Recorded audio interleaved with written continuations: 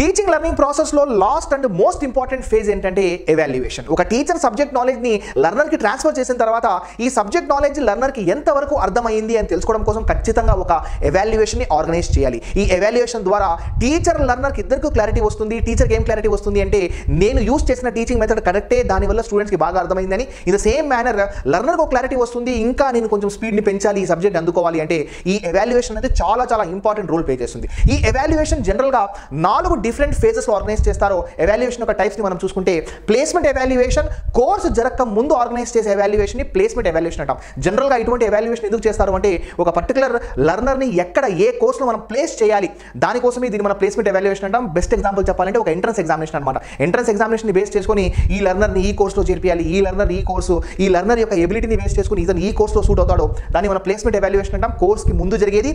అయితే కోర్సు జరిగేటప్పుడు during the course formative evaluation, diagnostic evaluation అనమాట. ఈ ఎవాల్యుయేషన్స్ ఏదైతే ఉన్నాయో ఫార్మేటివ్ డయాగ్నోస్టిక్స్లో ఇంప్రూవ్మెంట్కి పాసిబిలిటీ ఉంటుంది. ఎగ్జాంపుల్గా చెప్పాలి అంటే మీరు ఒక ఎగ్జామినేషన్ రాస్తారు, మీకు సరిగ్గా మార్కులు రావు, మీకు మళ్ళీ రిమిడియల్ క్లాసెస్ తీసుకొని మళ్ళీ ఆ ఎగ్జామ్ని రీకండక్ట్ చేస్తారనమాట. ఇక్కడ మనకు పాసిబిలిటీ ఉంటుంది.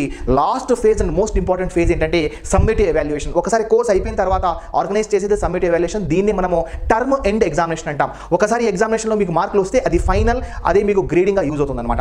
ఎగ్జామినేషన్ పాయింట్ ఆఫ్ వ్యూలో దీని మీద చాలా క్వశ్చన్స్ వచ్చాయి మై డియర్ ఫ్రెండ్స్. అయితే ఈ పర్టికులర్ క్వశ్చన్కి ఆన్సర్ ఇవ్వండి కామెంట్ సెక్షన్లో.